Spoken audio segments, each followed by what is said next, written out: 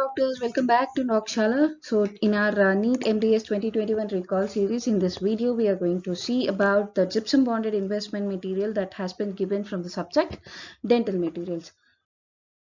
The question that they have given in the MDS 2021 exam was strength of gypsum bonded material is provided by, and the options given were carbon, gypsum, copper and silica.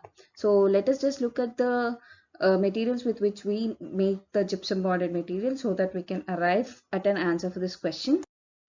So gypsum bonded investments, you can see an image here depicting about giving us an idea about how gypsum bonded investment looks in our lab. So according to ISO 1990, three types of gypsum bonded investments were being classified. So type 1 is used for inlays and crowns, and it utilizes thermal expansion of the mold, whereas type 2 is used for inlays and crowns but utilizes hygroscopic expansion, and type 3 it is used for gold partial denture, it utilizes thermal expansion. So you need to remember all these three, it is a bit important. So how you can use that, type 1 and type 2 are used for inlays and crowns. So the only difference is type 1 uses thermal expansion, whereas type 2 uses hygroscopic expansion.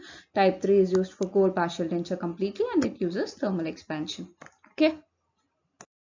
Then coming to the composition. So composition, we have four main ingredients in this, that is binder, refractory materials, reducing agents and modifying chemicals. We will see each of them one by one. So binder, so the binder which we most commonly used for gypsum bonded material is 25 to 35% of alpha calcium sulfate hemihydrate. Okay, so 25 to 35% of alpha calcium sulfate hemihydrate is used as a binder in gypsum bonded investments.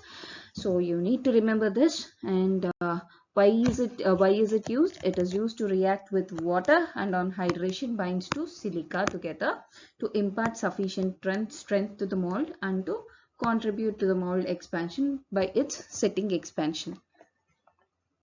Then coming to the refractory materials that we use. So we use 65 to 75% quartz or cristobalite. So 65 to 75% of quartz or cristobalite is used, or a blend of the two. Okay, it withstands high temperatures and it provides mold expansion by thermal expansion. Okay. Then coming to the reducing agents. So from this image you can see that it is charcoal.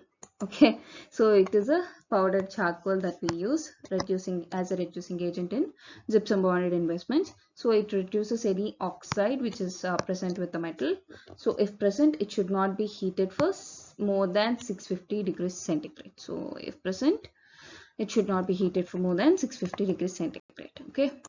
Coming to modifying chemicals that we use. So we use 2 to 3% of boric acid or sodium chloride as modifying chemicals to shrinkage on heating. Okay, so this is boric acid that is depicted here. So it is used as a modifying chemicals in gypsum bonded investments. So a small note over here, the strength of an investment is usually measured under compressive stress. So the compressive stress is used to measure the strength of an investment.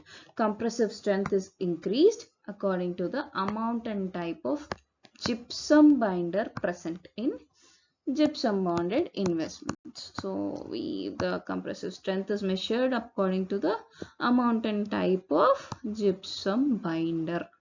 Okay, this you need to remember.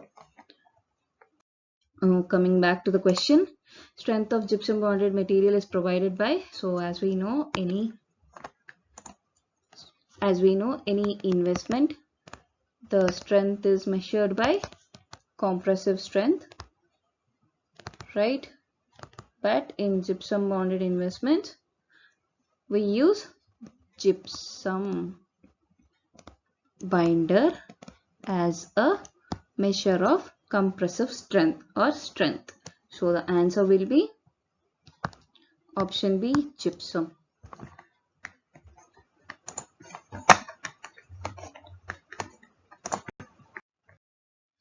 So if you like our video, do subscribe to our YouTube channel. You can also follow us on Instagram at Docshala for dental content and at Docshala Medical for medical content.